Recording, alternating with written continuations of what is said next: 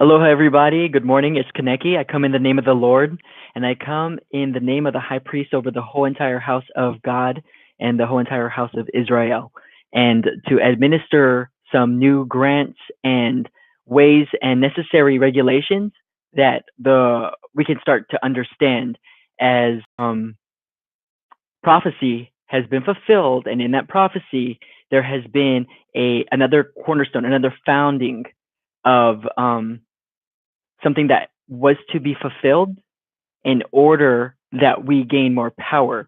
And this has to do with the family of God and the family of Israel, and the family of God and Israel merging under one head. And then the new types of definitions that we could administer with a solution that, if the right ears and the leaders can understand where I'm coming from, we will be able to benefit from this entire structuring with the whole entire copacetic understanding, where there could be divisions and we don't have to be divided. So let me first read the covenant that I am, or the prophecy that I'm talking about that has been fulfilled, because I know that I did a video on this about 2-3 days ago. I didn't even read the verse, and that should have been good, but whatever. I'm reading it now, yeah? So it's going to be Hebrews chapter 8, yeah?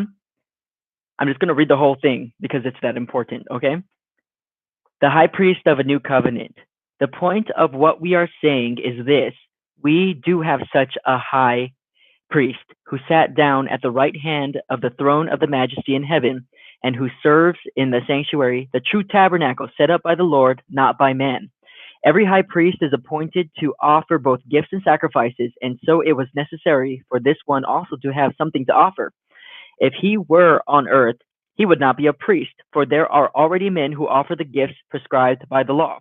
They serve at a sanctuary that is a copy and shadow of what is in heaven. This is why Moses was warned when he was about to build the tabernacle.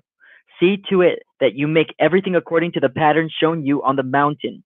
But the ministry Jesus has received is as superior to theirs as the covenant of which he is mediator is superior to the old one, and it is founded on better promises. For if there had been nothing wrong with the first covenant, no place would have been sought for another. But God found fault with the people and said, now this is God talking, the time is coming, declares the Lord, when I will make a new covenant with the house of Israel and with the house of Judah. It will not be like the covenant I made with the forefathers when I took them by the hand to lead them out of Egypt, because they did not remain faithful to my covenant, and I turned away from them, declares the Lord. This is the covenant I will make with the house of Israel. After that time, declares the Lord, I will put my laws in their minds and write them on their hearts. I will be their God, and they will be my people.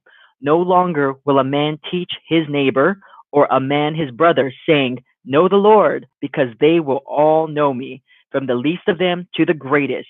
For I will forgive their wickedness and will remember their sins no more. By calling this covenant new, he has made the first one obsolete, and what is obsolete and aging will soon disappear. That right there is a prophecy fulfilled, and this is the prophecy of God and love, because as you know, everybody is speaking about love, love, love. It's all about love. It's all about love. We need to give love.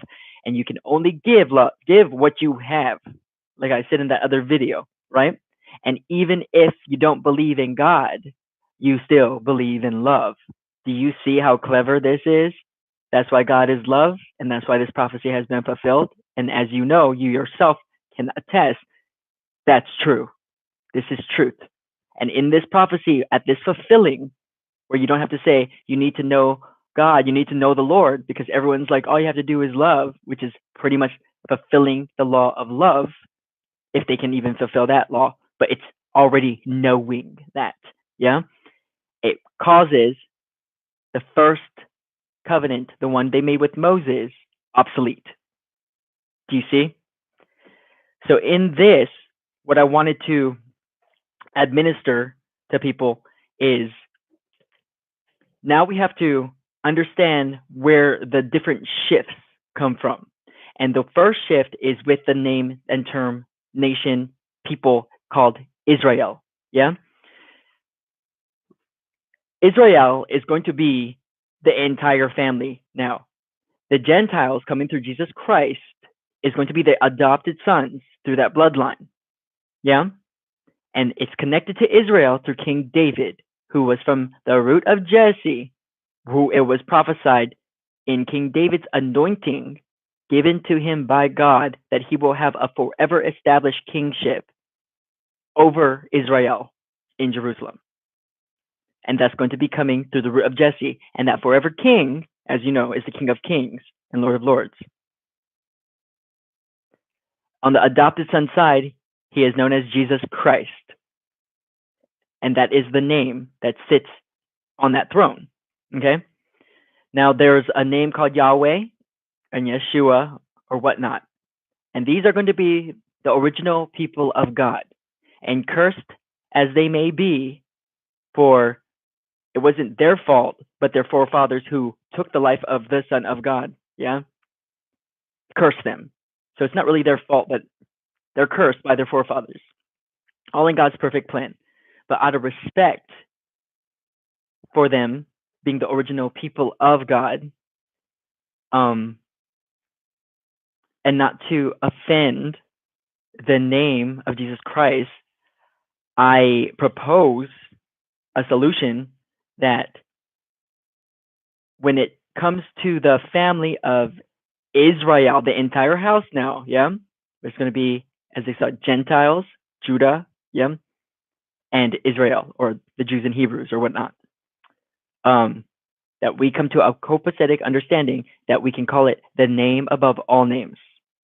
And when you're in this division with the Gentiles, you can say Jesus Christ is King and Lord.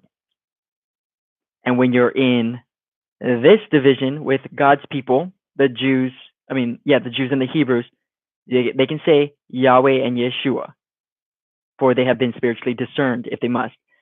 However, Jesus Christ did die for those who have been innocently condemned to give them redemption if they chose. So there's still hope. Not saying that it's wrong for them to stay there, for God has a plan for everything, and he has spiritually discerned some people, like as I have been spiritually discerned in Jesus Christ. If you can see that as a positive example of a spiritually discerned. There are some people in the original family of God who has been made spiritually discerned. Yeah? In that sense, with everything that's happening coming towards the end of the age, it will be good for the children of Israel to not separate what God has put together, and let not man's hand separate that, especially the children of God. Okay? In this, whenever you are referring to Israel and now you say Yahweh or Israel the people, or even Israel the nation or Israel the man, yeah, you have to understand that it's going to be a new definition for the vocabulary, because you have to include the entirety and adhering to the rules and regulations set not by man but by God himself, the Lord himself, to Moses, to King David, and to Jesus Christ, and to us right now. Yeah, that you have to include everybody, and the new family, the adopted sons, because this prophecy has fulfilled. You have to respect that, but everybody still needs to understand that it is still in the will of God that it must be done like this. And the last thing we want is to have a fight in the family, because a kingdom divided cannot stand. And we're better than that, right?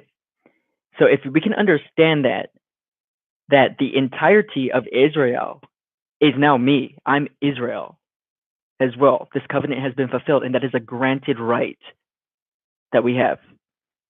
Okay? And the family of God needs to understand that.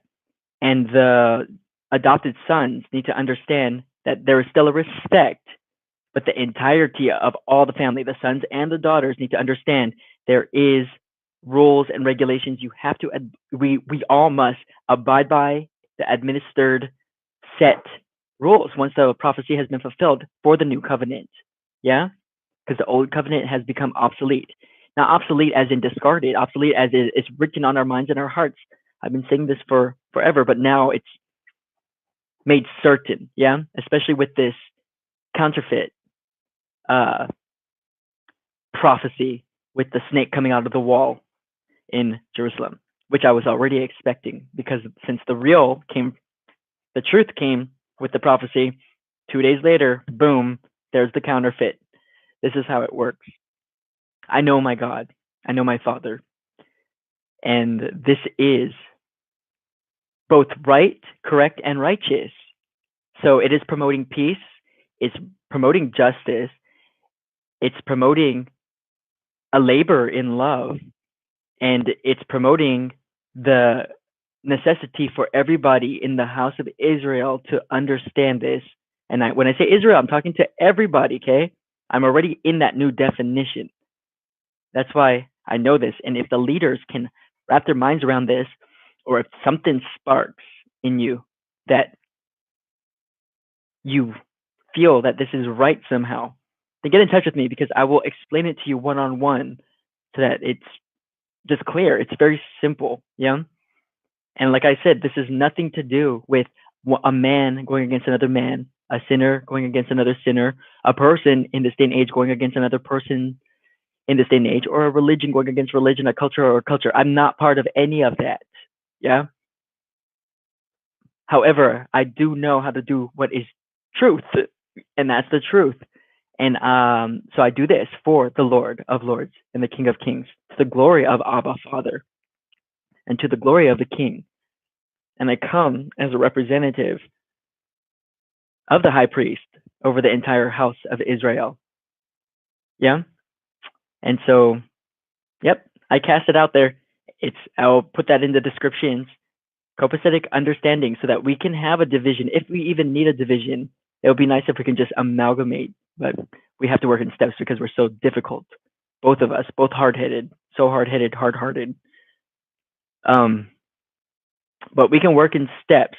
And the first step would be not to be divided, but to work on division and work on a copacetic understanding. And that's going to come through knowledge. And so I'm going to have to go through the book work. But Hebrews chapter 8, verses 10 to 13, pretty much is the fulfillment of the prophecy. Yeah? Which then renders the old covenant obsolete, which then adheres to the entire family because the new covenant is now in position. It's open. It's established and it has better promises. It's almost the same thing, but it has better promises. Who doesn't want that? So, all right. Thank you.